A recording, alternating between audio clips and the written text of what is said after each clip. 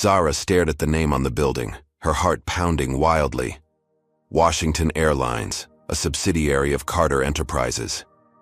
3 months ago, a flight attendant had humiliated her daughter.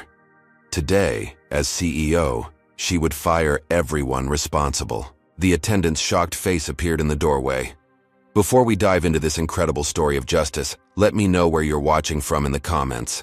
If you believe in standing up against discrimination, hit that like button right now. Subscribe to follow more stories of people turning injustice into triumph. Now let's find out how a simple flight turned into a battle for dignity and respect. 12-year-old Amara Carter clutched her backpack tightly as she boarded Washington Airlines Flight 257 bound for Atlanta.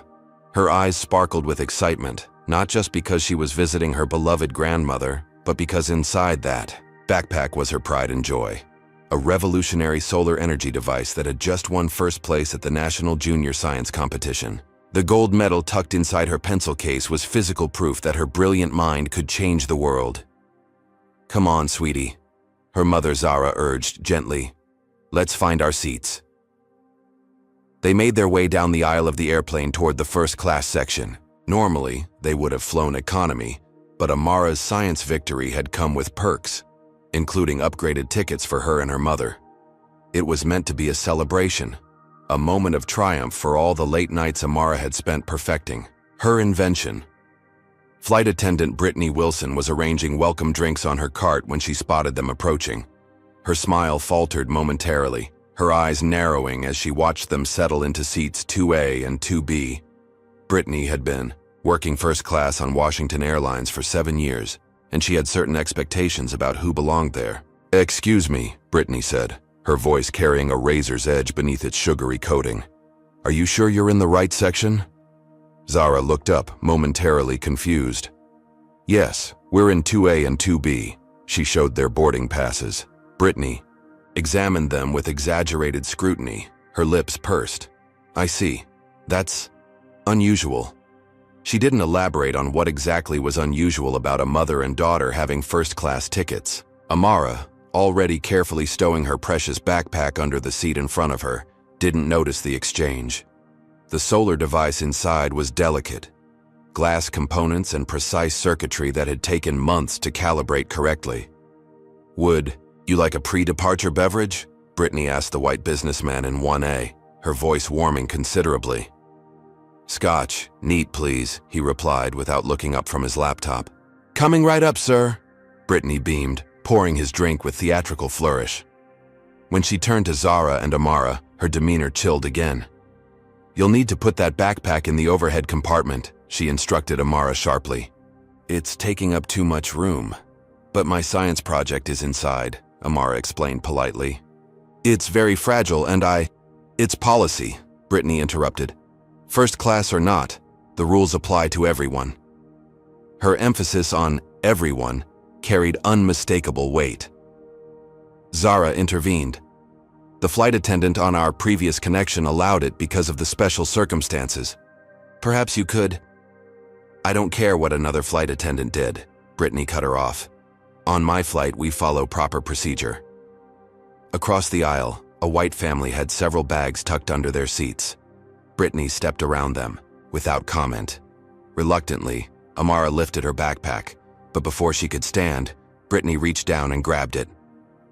"I'll take care of this," she said impatiently. "Please be careful," Amara pleaded, her voice small but urgent. "It has my science project inside and—" Brittany was already walking away, the backpack dangling carelessly from her hand. When she reached the overhead bin, she found it nearly full with designer luggage. With a quick glance back at Amara and Zara, she shoved the backpack roughly with her foot, kicking it toward the back of the compartment to make it fit.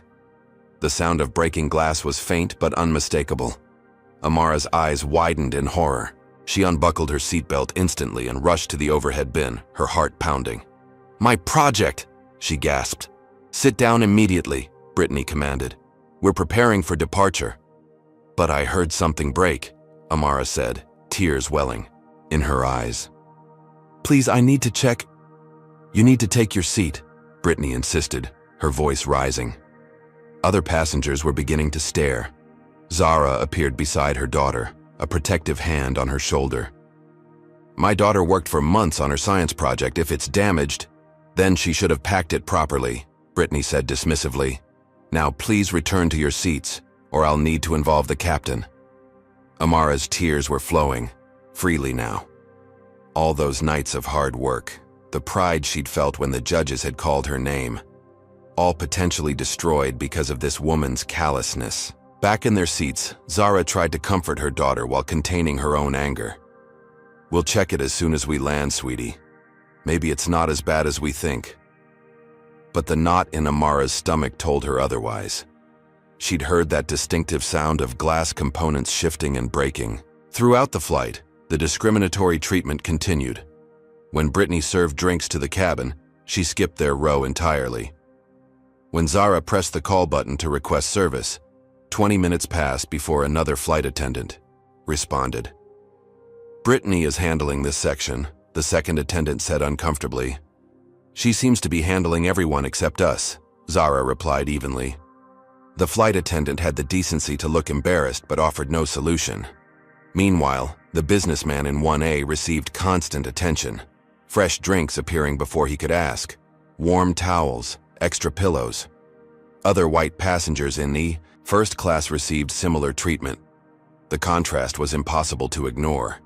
Even more telling were the whispered conversations and knowing glances exchanged between crew members when they thought no one was looking. One younger flight attendant seemed uncomfortable with the situation but didn't intervene. Midway through the flight, the captain made an announcement over the intercom. Ladies and gentlemen, I've just been informed we have some special guests on board today. In seat 5C, we have retired Colonel James Whitfield returning from active duty. And in seat 3A, we have concert pianist Richard Evans traveling to a performance with the Atlanta Symphony. Please join me in thanking them for their contributions. Applause rippled through the cabin. Zara's jaw tightened. When they'd checked in, the gate agent had noted Amara's science competition victory and assured them the flight crew would be informed. Yet here was the captain, acknowledging other passengers' accomplishments while ignoring her daughter's. When they finally landed in Atlanta, Amara rushed to the overhead bin. Her hands trembled as she unzipped the backpack and peered inside. The solar collector, the heart of her invention, lay in pieces. The precision-cut glass panels had shattered, and the delicate wiring had been crushed. "Mom," she whispered, her voice breaking. "It's ruined." Zara took one look at the destroyed project and marched toward the front of the plane where Brittany was saying goodbye to deplaning passengers. "I need to speak with your supervisor immediately," Zara demanded. Brittany's smile didn't falter. "If you'd like to file a complaint, you can do so at the customer service desk in the terminal."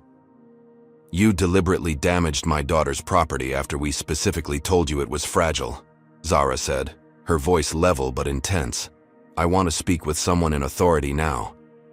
"I handled your bag according to standard procedure," Brittany replied coldly. "If something fragile wasn't properly packed, that's not the airline's responsibility." The businessman from 1A pushed past them, and Brittany's demeanor transformed instantly. "Thank you for flying with us today, Mr. Davidson. We hope to see you again soon." At the customer service desk, they encountered similar stonewalling. The representative took perfunctory notes but made it clear nothing would come of their complaint. "We'll certainly look into this," she said with practiced insincerity. "If you'll leave your contact information, someone may follow up within 6 to 8 weeks. As they left the desk, Amara wiped away tears with the back of her hand. "It's okay, Mom," she said, trying to be brave. "I can rebuild it. I have my notes and—" "No, baby, it's not okay," Zara replied, her voice gentle, but her eyes flashing with determination. She pulled out her phone and stepped away for a moment, speaking in low, urgent tones. When she returned, something had changed in her expression, a steely resolve that hadn't been there before. "Who did you call?" "Amara." "Your father," Zara answered simply. "And this is far from over." Dominic Carter stood at the floor-to-ceiling windows of the Tokyo Metropolitan Building, 45 stories above the glittering city. The view was spectacular, but he barely noticed it. His attention was fixed on the multinational executives, seated around the conference table behind him, representatives from 3 different technology firms eager to partner with Carter Enterprises on its revolutionary new energy storage system. He'd been working toward this meeting for months. Years, really, if you counted all the research and development that had gone into the technology. This deal could expand his company's global footprint exponentially, but none of that mattered. The moment his phone vibrated with Zara's name on the screen. "Gentlemen, excuse me for a moment," he said smoothly, stepping outside into the hallway. "Zara, is everything all right?" As he listened to his wife describe what had happened to their daughter, Dominic's expression darkened. His free hand clenched into a fist, then deliberately relaxed, a control technique he'd perfected over decades of navigating spaces where his anger, no matter how justified, would be used against him. "Put Amara on the phone," he requested, his voice softening. "Hey, Daddy," came his daughter's voice, thick with tears she was trying to hide. "I'm so sorry about your project, Sunshine," he said gently. "I know how hard you worked on it." "It's just glass and wires," Amara said unconvincingly. "I can make another one." "You shouldn't have to," Dominic replied. "And you won't have to face people like that flight attendant without consequences. Not anymore. Not my daughter." After reassuring Amara and speaking briefly with Zara again, Dominic ended the call and stood motionless in the hallway, memories flooding back. He remembered being 19, the only black student in his engineering program, having his senior project accidentally destroyed by a lab technician who'd always made his discomfort clear. He remembered being told he'd have to redo 6 months of work in 2 weeks if he wanted to graduate on time. He remembered being 30, pitching his first company to a room of investors who spoke over him, questioned credentials they wouldn't have questioned from anyone else, and ultimately decided his business was too risky, only to fund an identical concept from a white entrepreneur 3 months later. He remembered every rental application mysteriously rejected, every time he was followed in high-end stores, every conversation that stopped when he entered a room, every promotion that went to someone less qualified but more culturally aligned with the organization. And he remembered the promise he'd made the day Amara was born, that his daughter would walk through a world with fewer barriers than he had faced, that she would never doubt her brilliance or her worth because of someone else's prejudice. Dominic. Carter had built his business empire from nothing, navigating a system designed to exclude people who looked like him. He'd succeeded not despite the obstacles, but because they had forged in him an unshakable determination. But he had always hoped Amara would be free to soar without constantly fighting gravity. His assistant, Trevor Phillips, appeared at his elbow, concern evident on his face. "Sir, the Nakamura team is getting restless. Should I tell them you'll be a few more minutes?" Dominic made a swift decision. "Tell them I've had a family emergency and need to reschedule. Book me on the next flight back to the States." Trevor blinked in surprise. "Sir, this meeting has been in the works for—" "I know exactly how long we've been planning this, Trevor, and I know exactly how much is at stake. But some things are more important than business deals." As Trevor hurried away to make arrangements, Dominic pulled out his phone again and called a different number. "Vanessa, it's Dominic. Remember that Washington Airlines opportunity we discussed last quarter? I want to accelerate our timeline, pull together everything we have on their financials, organizational structure, and ownership patterns. I need it all by the time I land in New York." Vanessa Chen, his chief strategy officer, was too experienced to sound flustered. "That's a significant acceleration, Dominic. May I ask what's changed?" "Everything," he replied. "And I want our acquisition team assembled in the Manhattan office tomorrow morning. This is now our top priority." By the time Dominic boarded his private jet 4 hours later, his plan was already taking shape. Washington Airlines was part of Taylor Transport Group, a mid-sized corporation that had overextended itself with acquisitions in the past 5 years. Their debt load was substantial, their stock performance mediocre, and rumor had it their CEO, Richard Taylor, was more concerned with his golf handicap than his company's future. Carter Enterprises had been eyeing several airlines as potential acquisition targets as part of a larger strategy to diversify their holdings. Washington Airlines had been on the list, but not at the top, until now. As the jet prepared for takeoff, Trevor voiced his concerns one last time. "Dominic, I respect that this is personal for you, but making business decisions emotionally is... Stop right there, Dominic interrupted, his tone leaving no room for debate. Don't mistake my decisiveness for emotionality. Washington Airlines was already a viable acquisition target. I'm simply reprioritizing our timeline based on new information. What he didn't say, what he didn't need to say to Trevor, who had worked alongside him for 15 years, was that business had always been personal for Dominic Carter. Every venture, every acquisition, every product launched by Carter Enterprises carried the weight of his vision to create spaces where excellence was the only measure that mattered, where his daughter and children who looked like her could thrive without having their belongings kicked aside by someone who thought they didn't belong. During the long flight, Dominic reviewed the preliminary data on Washington Airlines, identifying pressure points and potential strategies. The company was more vulnerable than he'd initially realized. Heavy debt, aging fleet, and declining customer satisfaction scores. Their only real strength was a few exclusive airport terminal contracts, and even those were coming up for renewal soon. Midway across the Pacific, he received a call from his board chairman, Harold Washington, a veteran businessman who had been one of Dominic's earliest mentors. Dominic, Trevor briefed me on this airline situation, Harold said without preamble. Moving this fast carries significant risks. The board will have questions. I'm prepared to answer them, Dominic replied. This acquisition makes sense financially, Harold. Their stock is undervalued. Their routes complement our existing transportation interests, and there are substantial synergies with our logistics division. And it has nothing to do with what happened to Amara? Dominic paused. Harold was one of the few people who could speak to him this directly. It has everything to do with Amara, and with every child who's been made to feel less than because of the color of their skin. But that doesn't make it a bad business decision. Sometimes justice and profit point in the same direction. Harold's sigh was audible even through the satellite connection. You know I'm with you. I just want to make sure you've thought this through. Taylor won't go down without a fight. I'm counting on it, Dominic said grimly. As he ended the call, a memory surfaced, so vivid it might have happened yesterday instead of 35 years ago. He was 10 years old, proudly wearing his father's worn but treasured watch to school. His father, a city bus driver who worked double shifts to keep food on the table, had given it to him that morning. This was my father's watch, William Carter had said, fastening it around his son's small wrist. Someday when you have a child of your own, you'll pass it on too.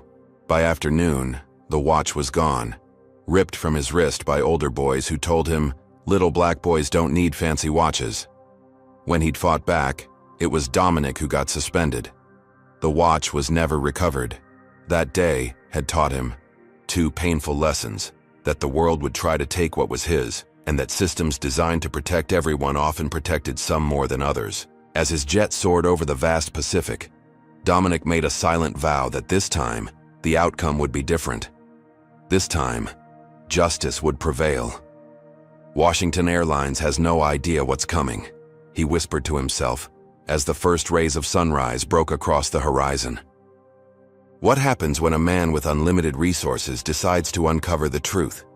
What lengths would you go to if someone hurt your child? Would you move mountains, buy companies, change entire systems to ensure justice? Comment number 1 if you believe Dominic is justified in using his power to fight back, or number 2 if you think he's taking things too far. Don't forget to like and subscribe to see how this story of justice unfolds. Now, let's discover what Dominic's investigation reveals about Washington Airlines. Within 24 hours of landing in New York, Dominic Carter had assembled an elite team in the glass-walled conference room of Carter Enterprises' Manhattan headquarters. The investigation into Washington Airlines would be thorough, meticulous, and completely discreet. I want to know everything about this company, Dominic told the assembled group. Every complaint, every lawsuit, every instance of discriminatory behavior, documented or buried. I want to know who's responsible and who's been protecting them. At the center of this operation was Alicia Thompson, a former FBI investigator who now ran her own corporate intelligence firm. As a black woman who had battled discrimination throughout her law enforcement career, she understood the mission on multiple levels. We'll approach this from several angles simultaneously, Alicia explained, her laser pointer highlighting sections of a flowchart projected on the wall. Financial audits, employee interviews, customer experience analysis, and internal communications review. Nothing gets missed. Dominic nodded. How soon can you start? My team is already working, Alicia replied with a slight smile. Background checks on key executives began the moment you called. We've identified 27 former employees willing to talk, and we're analyzing 7 years of customer complaint data. For the next 2 weeks, Alicia's team worked relentlessly. They created dummy customer accounts to test service response times across demographic groups. They deployed mystery shoppers of various races to document treatment differences. They established encrypted channels for current employees to report incidents anonymously. The picture that emerged was disturbing, but not surprising to anyone who had experienced systemic discrimination. We've identified clear patterns, Alicia reported during their third briefing. She spread photographs across the conference table. Flight attendant Brittany Wilson featured prominently among them. This particular employee has received 17 formal complaints in the past 3 years, all from passengers of color.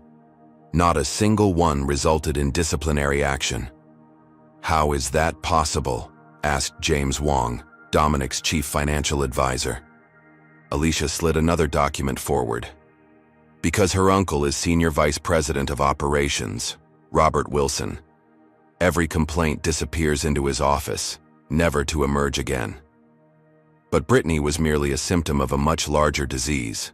Alicia's team uncovered a troubling culture throughout Washington Airlines, from discriminatory hiring practices to a tiered service model that explicitly instructed staff to provide better service to those who look like they belong in first class. We've obtained copies of their training materials, Alicia said, displaying slides on the screen. This section on identifying high-value customers might as well be titled, How to Spot Rich White People. The investigation also revealed that Washington Airlines security footage, which would have clearly shown Brittany's treatment of Amara's backpack, had been conveniently lost after Zara's complaint. That's not unusual, Alicia noted. Their system automatically flags complaints from passengers with certain area codes or ethnic-sounding names for special handling, which includes evidence disappearing. But perhaps most damning were the internal communications Alicia's team managed to obtain through a whistleblower, email chains and messaging logs that showed CEO Richard Taylor's awareness and tacit approval of these practices. Look at this exchange, Alicia said, highlighting an email from Taylor to his executive team following a discrimination lawsuit that had been settled quietly the previous year. He writes, "These people need to understand that premium service is called premium for a reason. Not everyone belongs in first class and not everyone should be treated the same. Handle it discreetly, but handle it." Dominic's expression remained impassive, but his eyes hardened as he read the message. "This goes beyond one flight attendant or one incident," he said quietly. "This is systemic, intentional discrimination built into their business model." While the discrimination findings were infuriating, Alicia's financial team uncovered additional issues that would prove useful in an acquisition strategy. "They've been falsifying maintenance records," reported Chen Wei, Alicia's forensic accountant. "Cutting corners on safety inspections to reduce costs. If the FAA knew the extent of it, they'd ground half their fleet." "Any evidence this has caused actual safety incidents?" Dominic asked sharply. 3 near misses in the past 18 months, Chen confirmed. All internally documented, all covered up. No passengers were injured, but it was luck, not proper maintenance, that prevented disasters. This information changed the dynamics considerably. What had begun as a personal mission was now a matter of public safety as well. The investigation faced obstacles, of course. When Alicia's team attempted to access Washington Airlines headquarters for interviews, they were stopped by security and threatened with trespassing charges. Anonymous threatening calls were made to her office. A junior member of her team was followed home one night by an unmarked car.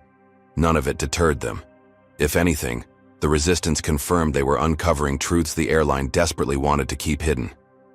3 weeks into the investigation, they identified the key to unraveling Washington Airlines' protection scheme. Brittany Wilson's family connections extended beyond her uncle. Her grandfather had been a founding investor in the airline, and the Wilson family still controlled a significant block of shares through various trusts and holding companies. That's why she's untouchable, Alicia explained. It's not just nepotism, it's ownership. The Wilsons consider the airline partly theirs, and in some ways, they're right. This revelation gave Dominic a new strategic approach. If ownership was the ultimate shield, then changing ownership would be the ultimate solution. As the investigation concluded its fourth week, Dominic received Alicia's comprehensive report. Over 300 pages documenting discriminatory incidents, safety violations, financial irregularities, and toxic corporate culture. It was a damning portrait of a company whose public image of service and safety masked a reality of bias and negligence. That evening, Dominic sat in his home office reviewing the findings one last time. The desk lamp cast a warm glow over the documents spread before him, contrasting with the cold anger he felt reading account after account of passengers humiliated, employees silenced, and regulations flouted. A soft knock at the door interrupted his thoughts. Amara stood in the doorway, her expression somber. "Dad, can I come in?" "Of course, sunshine." Dominic quickly gathered the papers, but not before Amara caught a glimpse of a photo. Brittany Wilson's staff ID picture. "That's her," Amara said quietly. "The flight attendant." Dominic nodded, not denying what his daughter had seen. "How are you feeling about everything?" Amara shrugged, trying to appear more casual than she felt. "I started rebuilding my project. It won't be ready for the national showcase next month, but maybe for next year's competition." The resignation in her voice broke Dominic's heart. His brilliant, confident daughter had been taught a lesson he'd hoped she'd never have to learn, that no matter her achievements, some people would see only her skin color. "You know," Dominic said carefully, "sometimes when systems fail us, we have to create new systems." Amara looked up at him curiously. "Is that what you're doing with all these papers? Creating a new system?" Dominic smiled. "Something like that. I'm making sure what happened to you doesn't happen to another child." "How?" Amara asked. "By changing the rules of the game," Dominic replied. "And by remembering that justice delayed isn't always justice denied." As Amara hugged him goodnight, Dominic felt his resolve strengthen. The investigation had given him ammunition, but more importantly, it had confirmed what he already knew.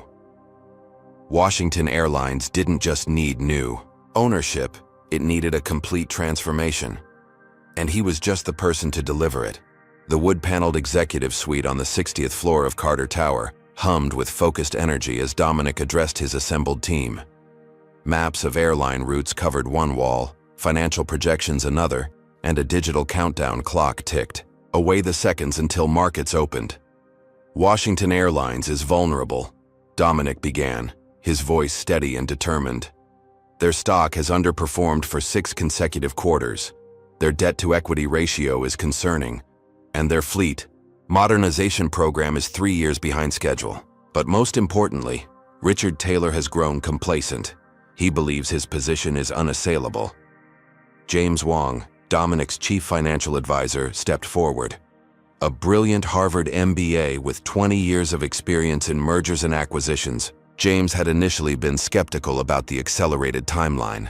Now, having reviewed the data, his concerns were different. "The acquisition is financially viable," James acknowledged, "but the speed you're proposing carries significant risks. Hostile takeovers typically take months, sometimes years. You're talking about weeks."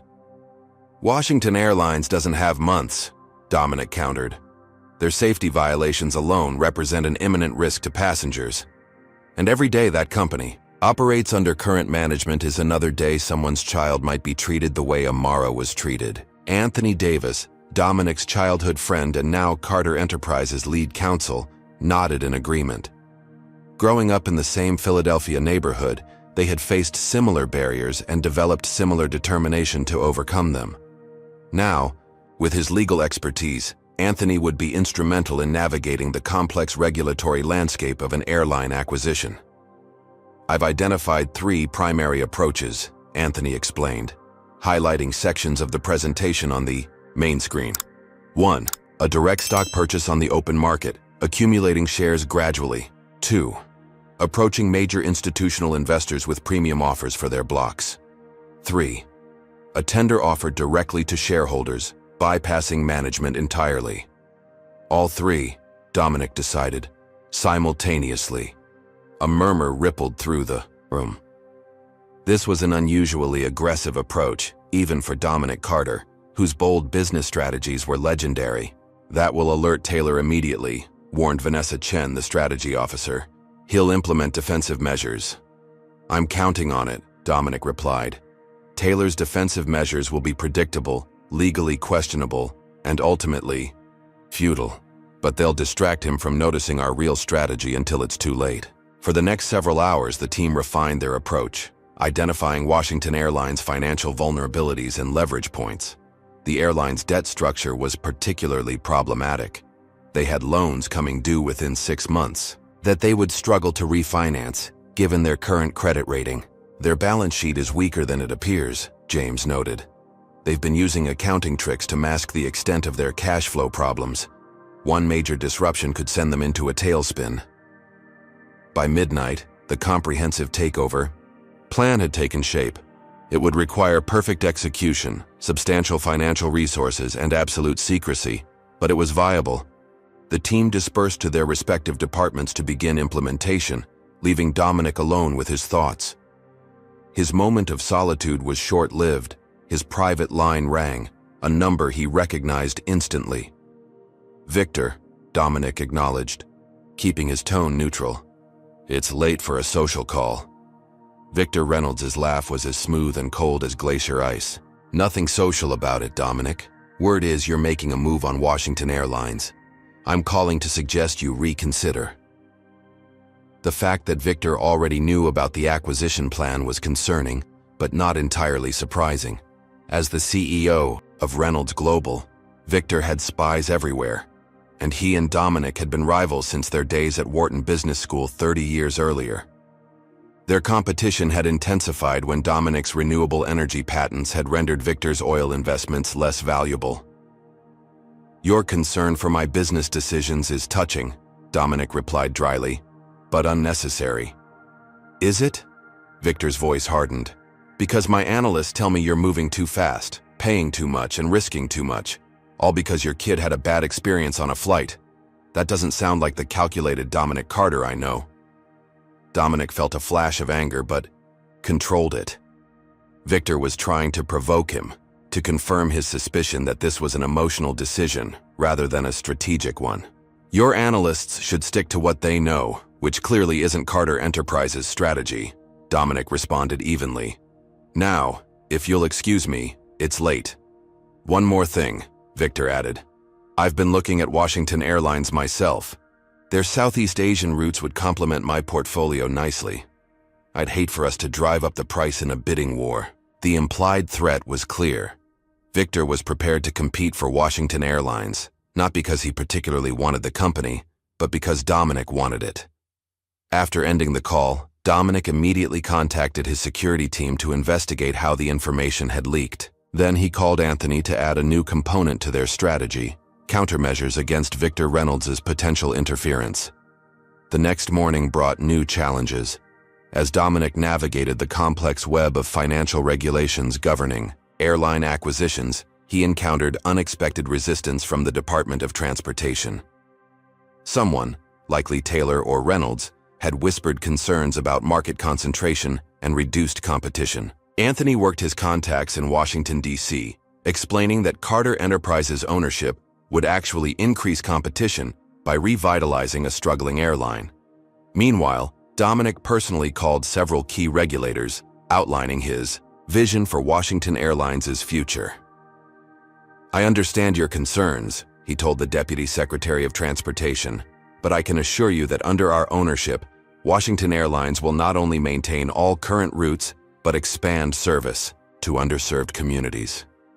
By the end of the week, the regulatory hurdles had been largely cleared, but other obstacles emerged. Several major shareholders who had initially seemed receptive to Dominic's overtures suddenly went cold, likely pressured by Taylor or incentivized by Reynolds. The financial stakes were enormous. Carter Enterprises had committed billions to this acquisition, leveraging assets that Dominic had spent decades building. If the takeover failed, the company would recover eventually, but the setback would be substantial. "Are you sure this is worth the risk?" James asked during a rare moment alone with Dominic. "From a purely financial perspective, there are safer acquisitions with higher potential returns." Dominic walked to the window, looking out over the Manhattan skyline. "When I started this company, every banker and investor told me the risk wasn't worth it, that I should set my sights lower, be more realistic about what someone with my background could achieve." He turned back to James. "Some risks look different depending on where you're standing and why you're taking them." That evening, Dominic returned home later than usual, mentally exhausted from the day's battles. He found Zara waiting for him in the kitchen, concern evident in her eyes. "You missed dinner again," she said gently. Amara waited up as long as she could. "I'm sorry," Dominic sighed, loosening his tie. "Things are moving quickly with the acquisition, and there are complications." Zara studied her husband's face. They had been partners in every sense for 20 years, supporting each other through the challenges of building both a business and a family in a world that hadn't always welcomed their success. "Dominic," she said carefully, "I'm worried. This is consuming you. What happened to Amara was wrong, and that flight attendant should be held accountable. But buying an entire airline, risking everything you've built, is justice supposed to look like this?" Her question struck at the heart of what had been troubling Dominic as well. Was this about justice, or had it become about power? About proving he could bend the world to his will when his daughter was wronged? "I don't know if it's justice," he admitted after a long moment, "but I know it's necessary. What happened to Amara isn't isolated or accidental. It's the product of systems designed to protect people like Brittany Wilson and Richard Taylor at the expense of people who look like our daughter." Zara took his hands in hers. "Then change the system. But don't lose yourself in the process. Amara needs her father more than she needs the CEO of Washington Airlines." Dominic nodded, absorbing his wife's wisdom. "You're right. I'll find better balance." He hesitated, then added, "But I'm not backing down on the acquisition. Some battles need to be fought even if victory isn't guaranteed." Later that night, as Dominic reviewed the latest updates from his team, he made his final decision. Despite the obstacles, despite the risks, despite Victor Reynolds' interference, Carter Enterprises would proceed with the takeover bid for Washington Airlines. The company that had humiliated his daughter would soon have a new owner, new policies, and a new understanding of consequences. And if Richard Taylor wanted a fight, Dominic Carter was more than ready to give him one. In the oak-paneled executive boardroom of Washington Airlines Atlanta headquarters, CEO Richard Taylor slammed his fist on the glossy table, causing water glasses to jump and executives to flinch. "This is nothing short of corporate terrorism," he fumed, his face flushed red beneath his silver hair. "Dominic Carter thinks he can just waltz in and take what I've spent 30 years building? Not while I'm breathing." His executive team exchanged nervous glances. The aggressive acquisition moves by Carter Enterprises had caught them all by surprise, and Taylor's increasingly volatile reactions weren't inspiring confidence. "Richard," ventured Chief Financial Officer Patricia Barnes, "perhaps we should consider the offer. At 20% above market value, the shareholders might view it." "The shareholders will do what I tell them to do," Taylor interrupted sharply. "And I'm telling them this company is not for sale, especially not to Dominic Carter." What Taylor didn't share with his team was the personal history between himself and Dominic. 20 years earlier, when Dominic was seeking investors for his fledgling technology company, Taylor had been among those who dismissed him, making remarks about affirmative action entrepreneurs that had fortunately been recorded by Dominic's assistant. That recording had never been made public, but Taylor lived in fear that it might surface if Dominic gained control of Washington Airlines. "We need immediate defensive measures," Taylor instructed his team. "Implement the poison pill we prepared for situations like this." Contact our institutional investors and remind them of our long-term value proposition. And get our PR team working on a narrative that paints Carter as a predatory raider with no understanding of the airline industry. As his executives scrambled to execute his orders, Taylor made a private call to Robert Wilson, the senior VP of operations, and uncle to flight attendant Brittany Wilson. "Your niece has created a problem," Taylor said without preamble. Apparently, she had some kind of run-in with Dominic Carter's daughter, and now he's using it as an excuse for this takeover attempt. Robert Wilson sighed heavily. "Brittany mentioned a complaint from a passenger a few weeks ago, but nothing that seems serious. What do you need me to do?" "Damage control. Suspend her temporarily. Make it look like we're addressing the situation. I need to show the board we're taking this seriously while we fight off Carter's bid." Within hours, Washington Airlines launched its counteroffensive. Their stock exchange filing activated a shareholder rights plan, commonly known as a poison pill, designed to make any hostile takeover prohibitively expensive. Their PR department released statements questioning Carter's motives and expertise, suggesting the acquisition would lead to root cuts and job losses. Simultaneously, the airline announced new diversity initiatives and enhanced customer service training, transparently attempting to address the issues Dominic's team had uncovered without acknowledging any wrongdoing. Brittany Wilson was placed on administrative leave, a move characterized as standard procedure during an internal investigation. In reality, she was receiving full pay while staying at her family's lake house, instructed to avoid social media and decline all interview requests. These defensive maneuvers succeeded in temporarily stabilizing Washington Airlines' stock price, preventing the immediate share acquisition strategy Dominic had planned. But they did nothing to address the underlying issues that had made the company vulnerable in the first place. As days passed, the battle intensified. Washington Airlines' legal team filed complaints with regulatory agencies, alleging market manipulation by Carter Enterprises. Their lobbyists whispered concerns about job losses in congressional offices. Their public relations officers planted stories questioning Dominic's motives. "Revenge takeover?" blared one business publication headline. Sources suggest Carter's bid for Washington Airlines motivated by personal grudge, not business logic. Dominic had anticipated these tactics and remained unruffled. During a CNBC interview, he calmly addressed the allegations. Carter Enterprises evaluates acquisition targets based on their potential value and alignment with our long-term strategy. Washington Airlines fits both criteria, despite its current management challenges. His measured response frustrated Taylor, who had hoped to provoke an emotional reaction that would reinforce the revenge narrative. Desperate to stop the acquisition momentum, Taylor requested a private meeting with Dominic, held at a neutral location, an exclusive Manhattan restaurant known for its discretion. Their conversation was brief and unproductive. "Name your price." "To walk away," Taylor offered, sliding a folded paper across the table. Dominic didn't even look at the number. "This isn't about price, Richard. It's about accountability."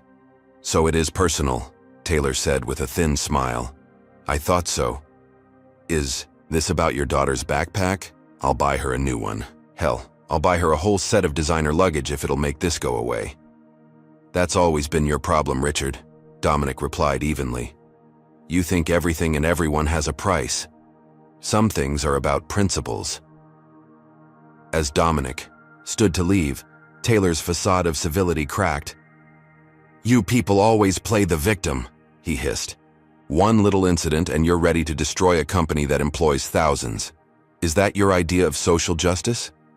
Dominic paused, looking down at the man he now recognized as dangerously desperate. "No, Richard. My idea of justice is creating systems where incidents like what happened to my daughter don't occur in the first place, and since you failed to create such a system, I'll do it myself." Meanwhile, Washington Airlines employees were growing increasingly anxious. The company's internal messaging attempted to reassure them that their jobs were secure, but rumors of Carter Enterprises' reputation for post-acquisition restructuring sparked fears. What Taylor hadn't anticipated was that many employees, particularly those from minority groups who had experienced the company's discriminatory culture firsthand, quietly welcomed the prospect of new ownership. One such employee, Senior Systems Administrator Darius Jackson made a decision that would prove pivotal. For years, Darius had maintained the servers containing Washington Airlines' internal communications. He had seen the discriminatory directives, the buried complaints, the evidence of safety violations. He had watched talented colleagues passed over for promotion because they didn't fit the company's preferred image. After much soul-searching, Darius compiled a secure file of damaging internal documents and anonymously sent them to Carter Enterprises. The information provided Dominic with additional leverage in his acquisition strategy and evidence to counter Washington Airlines' public denials of systemic problems. As pressure mounted, Taylor made his most desperate move yet. He contacted Victor Reynolds, offering to sell him a significant block of Washington Airlines shares at below market value, solely to keep them out of Dominic's hands. "I don't particularly care who owns this airline in the long run," Taylor admitted to Reynolds during a late-night call. "I just can't let Carter win. Not like this. Not because of some perceived slight against his precious daughter." Reynolds, seeing an opportunity to both thwart his rival and potentially profit, agreed to the arrangement. "Send over the paperwork. I'll have my team review it immediately." What neither man knew was that their conversation had been recorded by one of Reynolds' own executives who, disgusted by the naked racism underlying their discussion, forwarded the recording to Dominic's team. The chess game continued, with moves and countermoves playing out across regulatory filings, court challenges, and media narratives. Washington Airlines appeared to be holding its ground, but beneath the surface, their position was weakening. Key investors, initially supportive of Taylor's resistance, began to waver as more evidence of mismanagement emerged.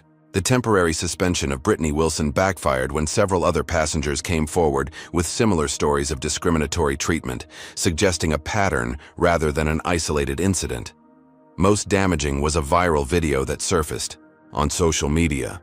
Footage from 6 months earlier showing Brittany making dismissive comments about a Hispanic family struggling with English in the first-class cabin. The video directly contradicted Washington Airlines' claim that they had no previous concerns about her conduct. As public opinion turned against the airline, Taylor's resistance grew increasingly desperate and erratic. He fired loyal executives who suggested compromise, alienated board members by making decisions without consultation, and publicly attacked Dominic with thinly veiled racial undertones that damaged the company's already struggling reputation. Throughout this tumultuous period, Amara watched her father with a mixture of awe and concern. The business battle was teaching her lessons about power, principle, and perseverance that no classroom could provide. But she also saw the toll it was taking on him: the late nights, the constant strategy sessions, the weight of responsibility for thousands of employees' futures. One evening, she brought her rebuilt science project to his home office.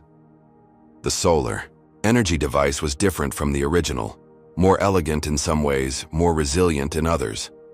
"I made it better," she told him proudly. "After it broke, I figured out improvements I hadn't thought of before." Dominic studied the device, noting the innovations his daughter had incorporated. "Sometimes," he said thoughtfully, "things have to break before they can be rebuilt properly." Amara nodded, understanding he wasn't just talking about her project. "Is that what you're doing with the airline, Dad? Breaking it so you can rebuild it better?" "That's exactly what I'm doing, Sunshine," Dominic confirmed. "And when it's rebuilt, it will be stronger, fairer, and more successful than it ever was before." Their conversation was interrupted by an urgent call. Richard Taylor, increasingly isolated and desperate, was demanding another meeting, this time with specific threats if Dominic didn't comply. The battle for Washington Airlines was approaching its climax, and both sides knew it. But only one side understood that the true victory wouldn't be measured in stock certificates or corporate assets, but in creating a world where excellence was rewarded regardless of race and where accountability wasn't optional. And Dominic Carter was determined to be on the winning side. Have you ever trusted someone completely, only to discover they were working against you the entire time? What would you do if someone you relied on betrayed you at the most critical moment? Comment number 1. If you've ever experienced betrayal from someone close. Or number 2, if you think Dominic should have been more careful about who he trusted. Don't forget to like and subscribe to see how he handles this devastating setback. Now, let's see how Dominic responds when betrayal threatens. Everything he's fought for. The morning sun streamed through the floor-to-ceiling windows of Carter Enterprises' strategy room, illuminating the determined faces of Dominic's acquisition team. For weeks, they had worked tirelessly, navigating regulatory hurdles, countering Washington Airlines' defensive tactics, and gradually accumulating shares whenever possible. They were making progress, slower than Dominic had hoped, but steady. Their financial analyst projected they would reach the critical threshold of 30% ownership within days, enough to force serious negotiations with Washington Airlines board. Michael Foster, Dominic's recently hired acquisition specialist, stood at the front of the room reviewing their latest tactical adjustments. With his impressive credentials from Goldman Sachs and reputation for executing complex takeovers, Foster had been a key addition to the team. Our consortium of Asian investors is prepared to move on the next block of shares, Foster explained, highlighting a section of his presentation. If we execute at the opening bell tomorrow, we can secure another 3% before Taylor's team can respond. Dominic nodded approvingly. Excellent work, Michael. And our European financing? Fully committed, Foster confirmed. The funds will be available for the final push next week. The meeting concluded with a sense of cautious optimism. After the others filed out, Foster lingered, organizing his notes with meticulous precision. Something on your mind, Michael? Dominic asked. Foster hesitated, then spoke carefully. Just wondering if you've considered Taylor's latest settlement offer. $300 million is significant compensation for what happened to your daughter. This stopped being about compensation the moment I saw the pattern of discrimination throughout that airline, Dominic replied. Some things can't be settled with a check. Foster nodded, but something in his expression seemed off, a flicker of disagreement quickly masked by professional deference. Of course, I'll finalize tomorrow's execution plan and send it to your secure server. What Dominic didn't know, couldn't have known, was that Michael Foster had already sent a very different plan to Richard Taylor's office. The betrayal unfolded with devastating precision the next morning. As Carter Enterprises prepared to execute their share acquisition strategy, financial news networks erupted with breaking news. Washington Airlines CEO Richard Taylor announces major restructuring plan. Stock surges 15%. Taylor's televised announcement was a masterclass in corporate misdirection. He unveiled a strategic partnership with Reynolds Global, new fleet modernization initiatives, and executive leadership changes, all designed to boost the stock price and derail Dominic's acquisition plan. Most alarming was Taylor's specifics. Rebuttal of concerns Dominic's team had intended to raise the following week. Concerns that had been detailed in confidential strategy documents. Some corporate raiders have suggested our maintenance programs are inadequate, Taylor said smoothly. Today we're announcing a comprehensive maintenance overhaul that exceeds industry standards, demonstrating our unwavering commitment to passenger safety. As Taylor continued outlining initiatives that precisely countered Carter Enterprises' planned criticisms, the truth became undeniable. Someone had leaked their entire strategy. Dominic immediately convened an emergency meeting in a secure conference room with all electronic devices banned. We have a mole, he stated flatly. Everything we've planned, every pressure point we've identified, Taylor is addressing all of it.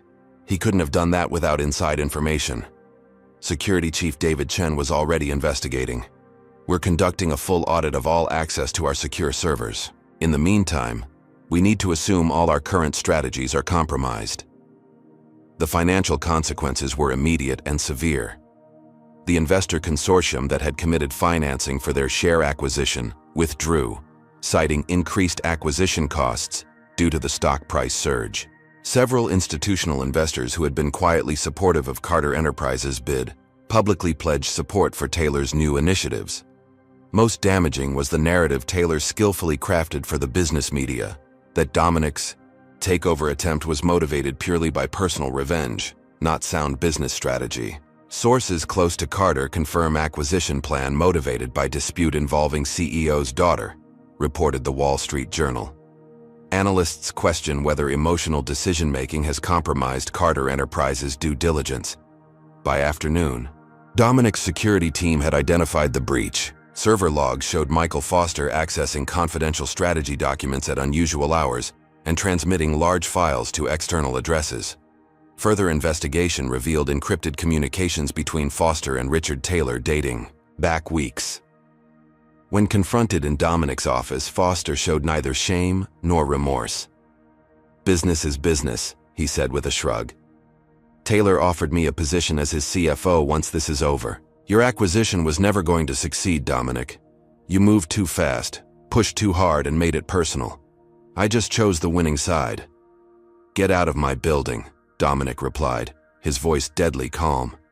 "Security will escort you to the street. Whatever Taylor promised you, I hope it was worth sacrificing your professional reputation." Foster smirked as he stood to leave.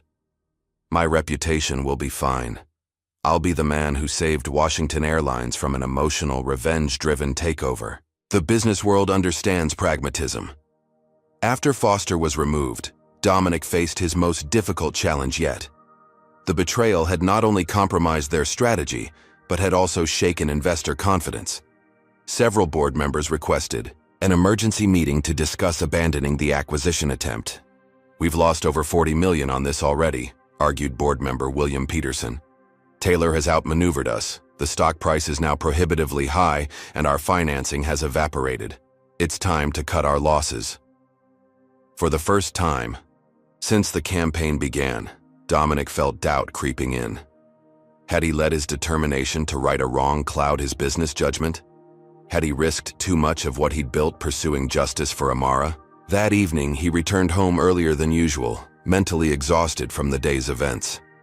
He found Zara and Amara in the kitchen, preparing dinner together. "Dad!" Amara exclaimed, surprised by his unexpected appearance. "We're making Grandma's jollof rice recipe. Wanna help?"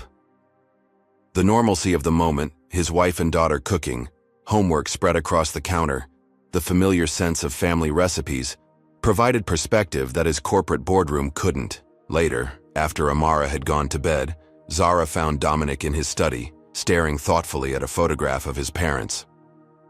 "The board wants me to walk away from Washington Airlines," he told her. "After Foster's betrayal, they think it's a lost cause." Zara sat beside him. "And what do you think?" "I think Taylor believes he's won because he understands business but doesn't understand principle," Dominic replied. "He thinks everyone has a price, everyone can be bought or scared off. He's never faced someone who simply refuses to lose." "Like you," Zara said with a small smile. "Like us," Dominic corrected. "Like everyone who's ever been told they don't belong in first class, or in executive suites, or in positions of power." Zara took his hand. "Then don't walk away, but don't do it alone either." The next morning brought an unexpected ally. Gregory Phillips, a retired airline executive who had worked under Taylor before being forced out years earlier, contacted Dominic's office requesting an urgent meeting. "Taylor's celebration is premature," Phillips told Dominic when they met. "His partnership with Reynolds is a house of cards. I know because I structured similar deals during my time there." Phillips explained that Washington Airlines had hidden vulnerabilities that even Foster might not have known about. Leveraged assets, sale-leaseback arrangements on their fleet, and technical defaults on certain loan covenants that creditors had temporarily waived. "Taylor's entire empire is built on managing perceptions," Phillips explained. "If the right pressure is applied in the right places, it will collapse faster than anyone expects." With Phillips's insights, Dominic began reconstructing his strategy from scratch. Rather than pursuing traditional acquisition approaches that Taylor was prepared to counter, he would target the airline's underlying financial structure, the foundation Taylor believed was secure. "We don't need to buy Washington Airlines outright," Dominic told his reassembled team. "We just need to control its debt." The betrayal that had seemed catastrophic now offered an unexpected advantage. Taylor believed he knew Dominic's playbook and had stopped watching for new threats. This strategic blind spot would prove fatal to his defense. As Dominic implemented his revised plan, he reflected on an old lesson from his father. When you're knocked down, You don't just get back up the same way. You get up smarter, more determined, and ready to win by any legitimate means necessary. Foster's betrayal had knocked him down, but Dominic Carter was most definitely getting back up, and Richard Taylor had no idea what was coming. The next phase of Dominic's revised strategy unfolded with surgical precision.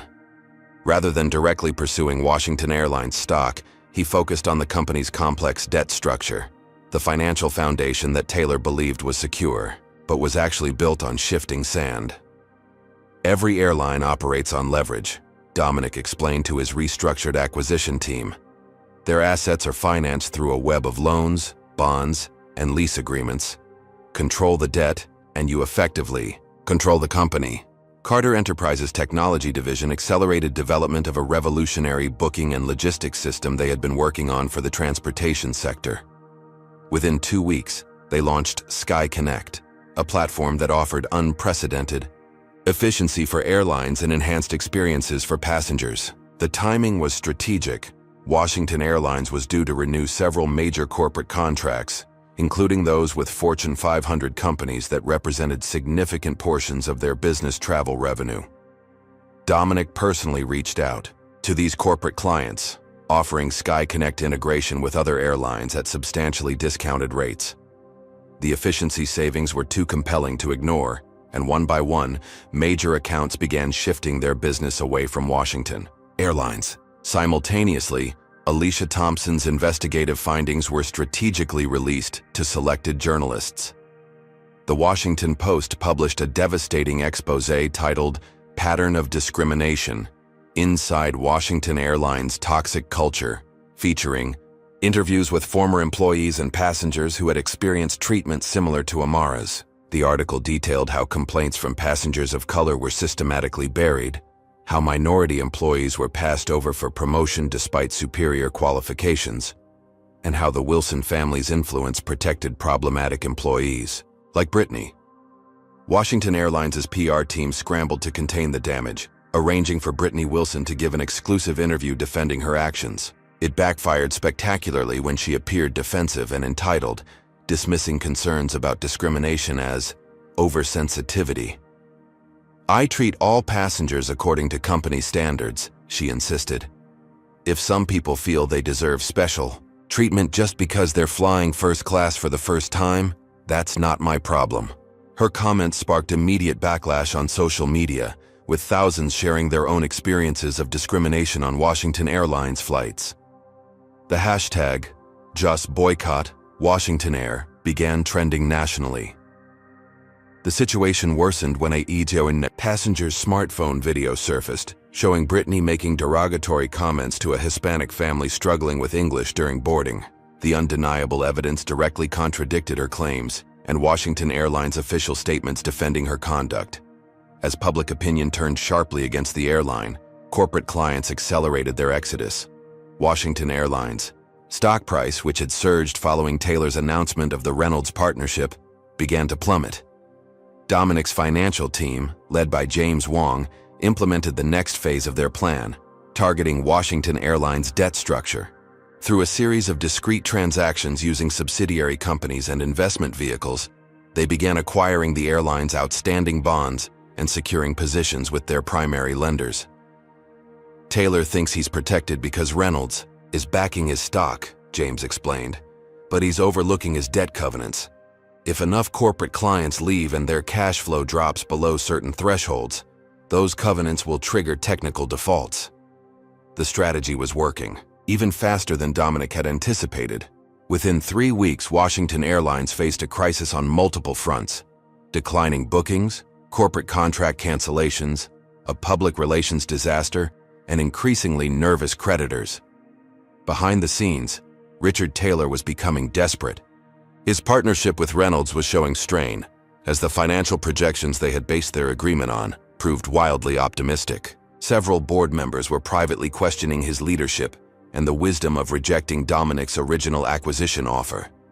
Despite these mounting pressures, Taylor maintained a facade of confidence, assuring investors and employees that the current challenges were temporary. "Every company faces turbulence occasionally," he told CNBC.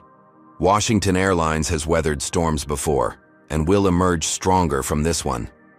What Taylor didn't reveal was that Washington Airlines was rapidly burning through its cash reserves. The fleet modernization he had proudly announced was now on hold, and executive salaries, except his own, had been quietly reduced.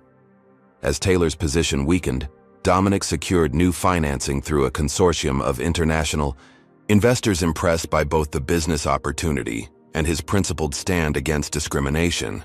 With fresh capital, Carter Enterprises accelerated their debt acquisition strategy.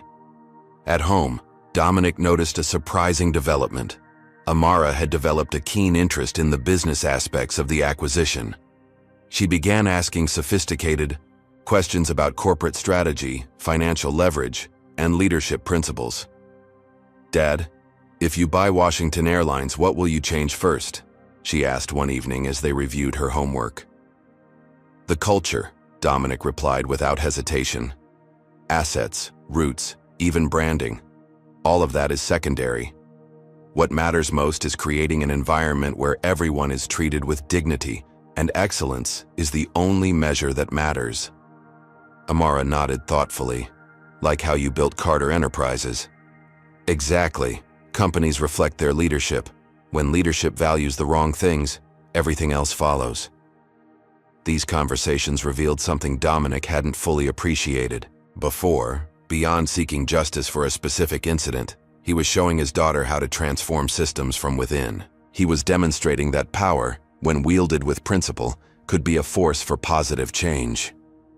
The turning point came unexpectedly during week 8 of the campaign. One of Washington Airlines' largest creditors, concerned about the company's deteriorating financial position, contacted Dominic directly. "We're holding $300 million in Washington Airlines debt," the bank's representative explained. "Given recent developments, we're open to discussing a transfer of these obligations to a more stable entity."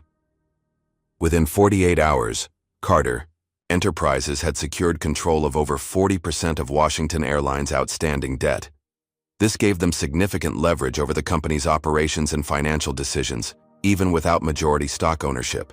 The final piece fell into place when an anonymous source, likely Darius Jackson, the systems administrator who had previously leaked internal documents, provided evidence that Taylor had misrepresented the airline's financial health to shareholders during his defensive campaign against Dominic's acquisition. Armed with this information, Dominic's legal team prepared SEC filings alleging securities violations.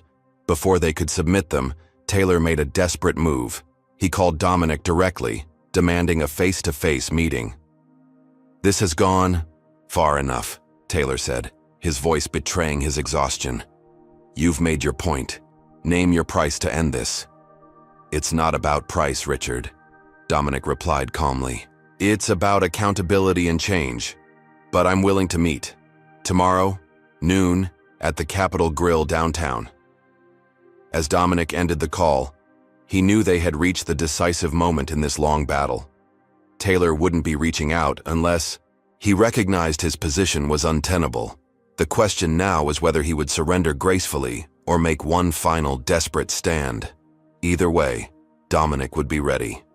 The week since Foster's betrayal had taught him valuable lessons about trust, resilience, and the unexpected paths victory sometimes takes. What had begun as a father's righteous anger had evolved into something more profound, a systematic dismantling of entrenched discrimination and the creation of something better in its place. As he prepared for the confrontation with Taylor, Dominic reflected that true change rarely comes from outside pressure alone.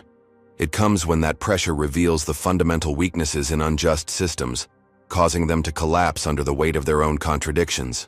Washington Airlines was about to experience that collapse, and from its ruins, something far better would rise. The Capitol Grill's private dining room radiated old-world luxury, dark wood paneling, crystal chandeliers, and floor-to-ceiling windows overlooking the city skyline. It was neutral territory, a place where business titans often negotiated deals over rare steaks and expensive bourbon. Dominic arrived precisely at noon, with Zara at his side. His decision to bring only his wife had been deliberate. This meeting wasn't about legal tactics or financial maneuvers. It was about principles. Richard Taylor entered 15 minutes late, a power move that fell flat given the circumstances. Behind him trailed a phalanx of support, his chief financial officer, 2 attorneys, and Victor Reynolds, whose presence confirmed the depth of Taylor's desperation. Taylor's eyebrows rose at the sight of Zara. "I wasn't aware this would be a social occasion," he remarked coolly. "It's not," Dominic replied. "My wife is here because what happened to our daughter concerns both of us, and because Zara has expertise that will be relevant to our discussion." Taylor's team arranged themselves along one side of the mahogany table, spreading documents like a defensive wall. Dominic and Zara sat opposite them, noticeably without papers or portfolios, a statement that they weren't there to negotiate details, but principles. A waiter appeared to take drink orders. Taylor requested a double scotch. Dominic and Zara asked for water. The contrast was subtle, but telling. "Let's cut to the chase," Taylor began once the waiter had departed. "Your campaign against Washington Airlines has done considerable damage. You've manipulated media narratives, interfered with our corporate relationships, and destabilized our stock price, all because of a minor incident involving your daughter's backpack." Zara's expression remained composed, but her eyes flashed. "Minor incident?" she repeated. "Is that how you characterize racial discrimination at your airline, Mr. Taylor?" Taylor's face tightened. "With all due respect, Mrs. Carter, you're emotionally invested in a situation you've misinterpreted. Brittany Wilson is one of our most experienced flight attendants. If she appeared brusque, it was because she was enforcing standard safety protocols." "Is it standard protocol to handle white passengers' bags with care while kicking the belongings of a black child?" Zara asked, her voice level but intense. "Is it standard protocol to ignore service requests from passengers of color while providing attentive service to others? Is it standard protocol to protect employees with documented histories of discrimination because of their family connections?" Taylor's attorney interjected. "These allegations are unsubstantiated and potentially defamatory. We suggest—" "They're extensively documented," Dominic interrupted. 17 formal complaints against Brittany Wilson from passengers of color, all buried by her uncle, Robert Wilson. Internal training materials instructing staff to provide tiered service based on profiling passengers. Email exchanges showing you personally approved these practices. He pushed a single folder across the table, a summary of Alicia Thompson's investigation findings. "This is just the executive summary. The full report runs to 300 pages. Taylor barely glanced at the folder. "Every company has disgruntled employees and customers who claim discrimination when they don't get special treatment. That doesn't make it true." "Special treatment?" Zara echoed, incredulity in her voice. "My daughter won a national science competition. She wasn't asking for special treatment, just the basic respect any paying customer deserves." Victor Reynolds, who had been silently observing, chose this moment to speak.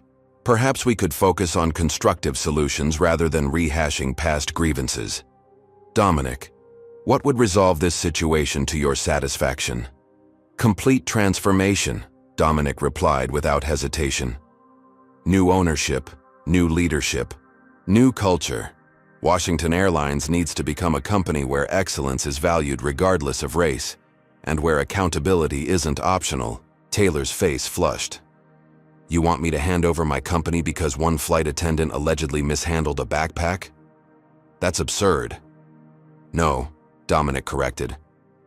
"I want you to recognize that your company has fundamental flaws that you're either unwilling or unable to address. The incident with my daughter wasn't isolated. It was a symptom of systemic problems you've encouraged or ignored." Taylor's composure finally cracked. "This is nothing but the race card being played by someone wealthy enough to make it stick," he snapped. "Your daughter wasn't discriminated against. She was treated like any other passenger who doesn't follow instructions. But because you've got billions and black skin, you think you can cry racism and take whatever you want." The restaurant fell, silent. At nearby tables, diners pretended not to listen while straining to hear every word. Several had recognized the confrontation's participants and discreetly activated their phones' recording functions.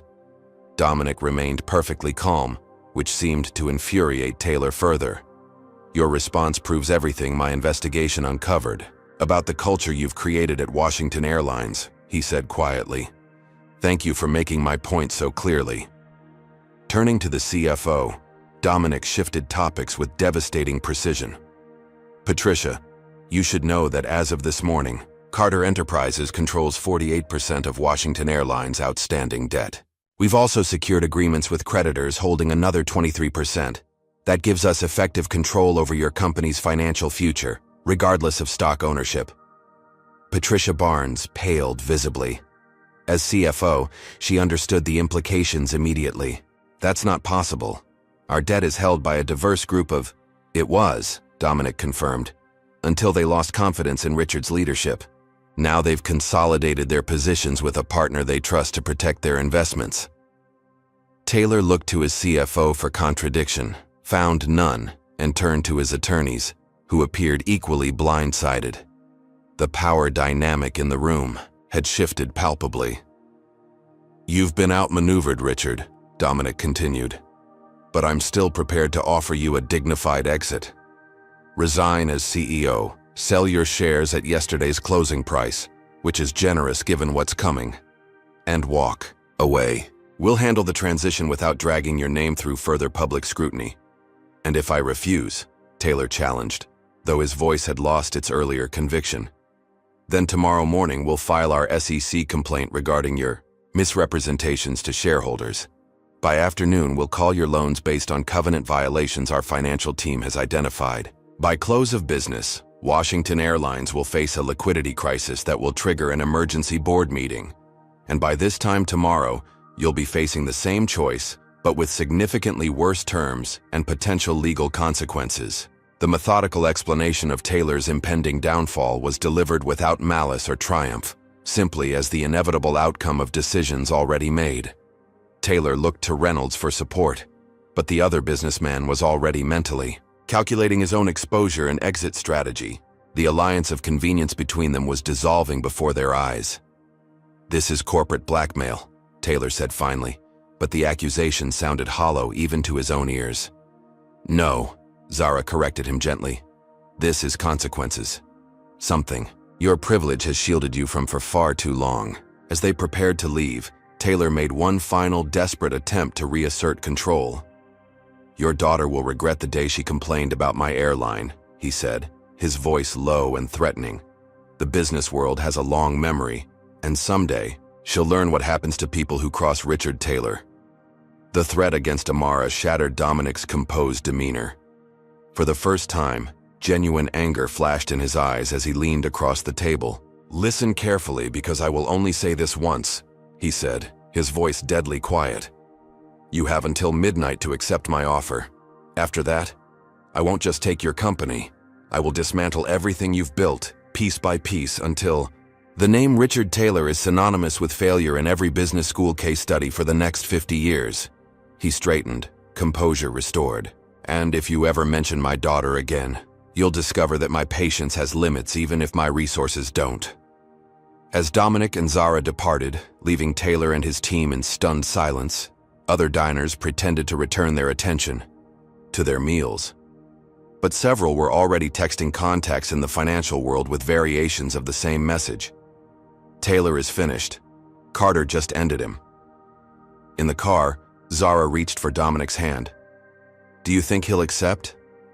It doesn't matter, Dominic replied. Either way, Washington Airlines will have new leadership by the end of the week. And either way, Amara will see that some injustices can be corrected if you have the courage and resources to stand your ground. At precisely 11:58 p.m., 2 minutes. Before Dominic's deadline expired, his phone rang. It was Richard Taylor, his voice tight with barely controlled rage. Send the paperwork, he said without preamble. I'll sign.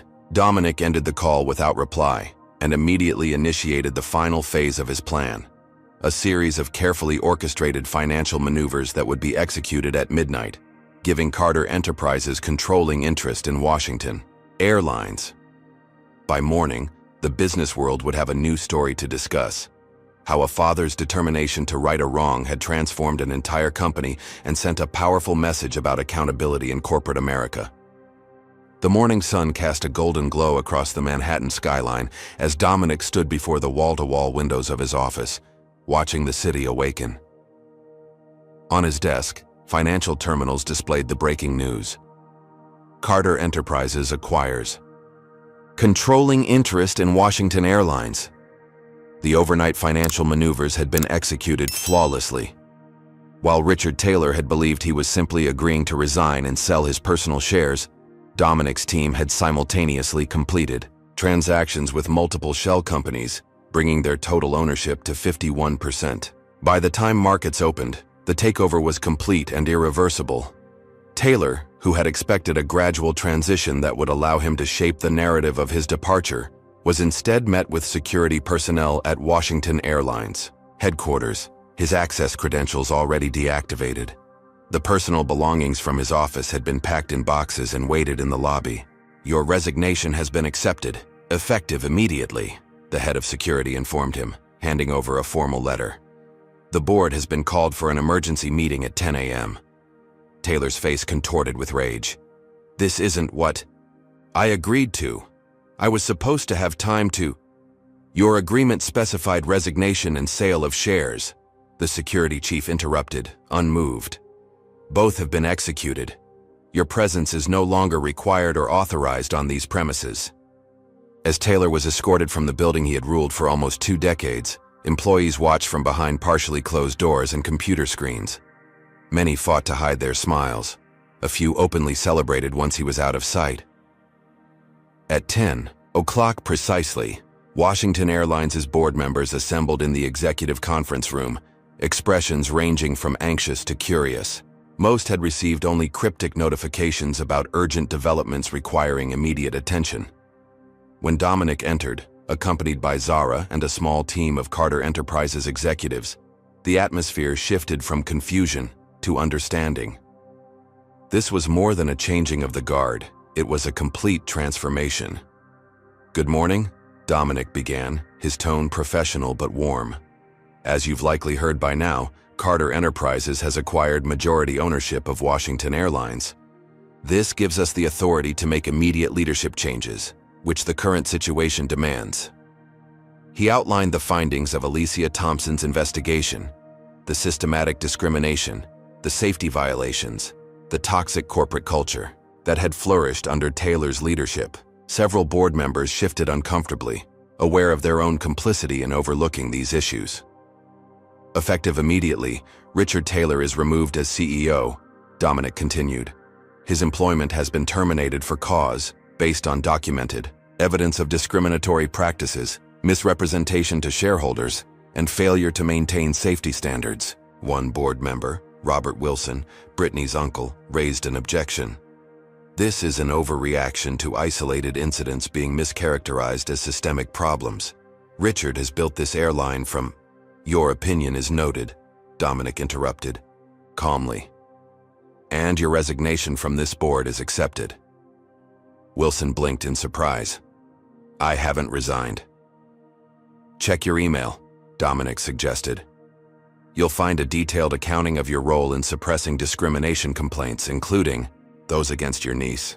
You can resign now, or we can present this evidence in a more public forum. Your choice." Wilson's face drained of color as he checked his phone. After scanning the email, he stood without another word and left the room. The remaining board members sat in stunned silence, suddenly aware that this acquisition was unlike any they had previously experienced. This wasn't just about financial control, it was about accountability. "Now," Dominic continued once Wilson had departed, "I'd like to introduce Washington Airlines' new chief executive officer." He gestured to Zara, who stepped forward confidently. Many of you may not know that before supporting my entrepreneurial journey, Zara Carter was a senior operations analyst at American Airlines and holds an MBA from Wharton with a specialization in aviation management. Her expertise in operational efficiency and organizational culture makes her uniquely qualified to lead Washington Airlines through this transition. The surprise on the board members' faces was evident. They had underestimated Zara, seeing her only as Dominic's wife rather than a highly qualified executive in her own right. "Thank you, Dominic," Zara said, taking center stage. "My first actions as CEO will be addressing the cultural and operational issues that have undermined this airline's potential. Effective immediately, We're implementing comprehensive anti-discrimination, training for all staff, revising service protocols to ensure consistent treatment of all passengers, and establishing an independent oversight committee for customer complaints. She outlined additional changes. Safety protocols would be enhanced beyond industry standards. Maintenance schedules would be revised to prioritize passenger welfare over cost-cutting, and a thorough review of all personnel would identify both problematic employees and overlooked talent deserving promotion. Washington Airlines has the routes, the equipment, and the market position to be an industry leader, Zara concluded. What it has lacked is leadership that values every customer and employee equally. That changes today. As the board meeting continued with detailed discussions of implementation timelines and financial projections, across town, Brittany Wilson received a certified letter informing her that her administrative leave had been converted to termination for cause. Similar notices went out to several other employees whose conduct had been documented in Alicia's investigation. By afternoon, news of the dramatic leadership changes dominated business headlines. Industry analysts who had initially questioned Dominic's acquisition motives now praised the decisive action to address long-standing issues at the airline. The public response was overwhelmingly positive. On social media, the hashtag #BoycottWashingtonAir was replaced by #Tomber New Day New Way, as customers expressed cautious optimism about the changes. Former passengers who had experienced discrimination shared their stories, finally feeling heard and validated. 3 months later, the transformation was well underway. Under Zara's leadership, Washington Airlines, now rebranded as Horizon Air, had implemented sweeping changes that were already showing results. Customer satisfaction scores had risen dramatically, employee morale had improved, and operational efficiency metrics were trending upward. The Wilson family's influence had been completely removed from the company. Robert Wilson's replacement on the board was Dr. Angela Washington, a respected expert in organizational ethics with a track record of helping companies build inclusive cultures. In the gleaming lobby of Horizon Air's headquarters, a new installation attracted attention from visitors and employees alike. Amara's rebuilt solar energy device was displayed in a custom case, accompanied by a plaque that read, "Innovation deserves respect. Talent transcends background. Excellence is our only standard." Beside it, a newly established scholarship program was announced. The Amara Carter Science Initiative, providing funding and mentorship for young scientists from underrepresented groups. The first year's recipients included 10 brilliant students whose projects might otherwise have gone unrecognized. On a bright Saturday morning, the Carter family prepared to board a Horizon Air flight to visit Amara's grandmother in Atlanta, their first time flying the airline since the incident that had started everything. As they settled into their first class seats, a flight attendant approached with genuine warmth. "Welcome aboard," she said, helping Amara carefully stow her backpack. "Is there anything special in there we should be careful with?" "Just my new science project," Amara replied with a smile. "I'm working on an improved version with better efficiency." "That's wonderful," the attendant said sincerely. "I'd love to hear more about it during the flight if you'd like to share." The interaction was brief but meaningful, a small illustration of the larger changes that had transformed the airline from top to bottom. Later, as they reached cruising altitude, Dominic looked over at his daughter, engrossed in sketching refinements to her latest invention. "What do you think, Sunshine? Has anything good come from what happened with your project?" Amara considered the question thoughtfully. "I think sometimes things have to break before they can be rebuilt better," she said, echoing his words from months earlier. "My new solar device is way more efficient than the original. And now the airline is better, too." Dominic smiled. "That's an important lesson. Systems don't change by themselves. Sometimes it takes someone willing to stand up and say, 'This isn't right,' to create meaningful change." "Is that why Mom is running the company now?" Amara asked.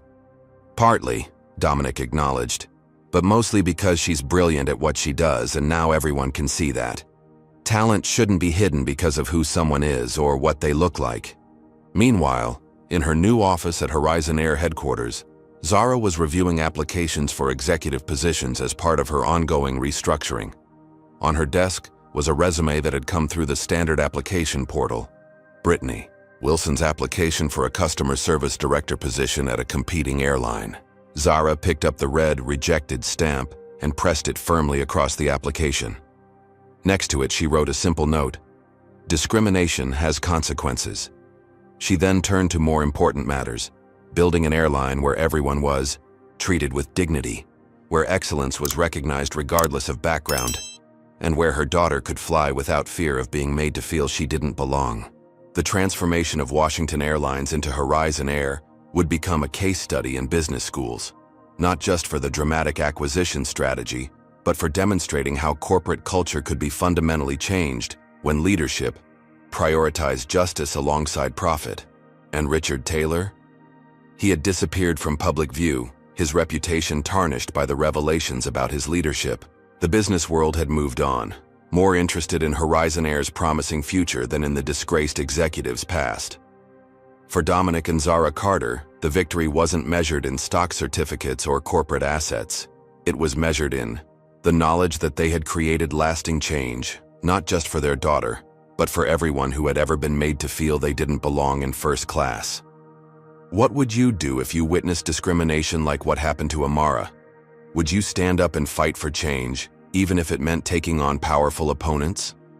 Comment below with your thoughts on how you would handle a similar situation. If this story of determination and justice inspired you, please hit that like button and subscribe to hear more incredible stories of people who refuse to accept injustice. Share this video with someone who needs to be reminded that one person can make a difference when they refuse to back down. Thank you for watching, and remember, sometimes systems need to be broken before they can be rebuilt better. This powerful story teaches us that injustice thrives when good people remain silent. When Amara faced discrimination, her parents didn't just accept it, they transformed an entire system. True change requires courage, resources, and unwavering determination. The story shows that discrimination is rarely just one incident, but often reflects deeper systemic problems that must be addressed at their roots. We learn that accountability matters. In a world where powerful people often escape consequences, Dominic and Zara demonstrated that justice is possible when someone refuses to back down. Their victory wasn't just personal, it created lasting change for countless others who would have faced similar treatment. Perhaps most importantly, this story reminds us that our children are watching how we respond to injustice. By standing firm against discrimination, Dominic and Zara taught Amara that her dignity was worth fighting for, and that she deserved to be treated with respect regardless of her skin color. They showed her that sometimes you must break systems to rebuild them better, transforming pain into purpose and obstacles into opportunities for growth. Has discrimination ever touched your life or someone you care about? What did you do in that moment? Speak up or stay silent?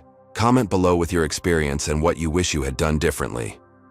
If this story resonated with you, please hit that like button to help more people discover it. Subscribe to our channel for more powerful stories about overcoming injustice and standing up for what's right. Share this video with someone who needs encouragement to fight back against discrimination in their own life. Thank you for joining us on this journey of courage and transformation. Remember, change begins when one person decides that injustice is unacceptable, and that person could be you.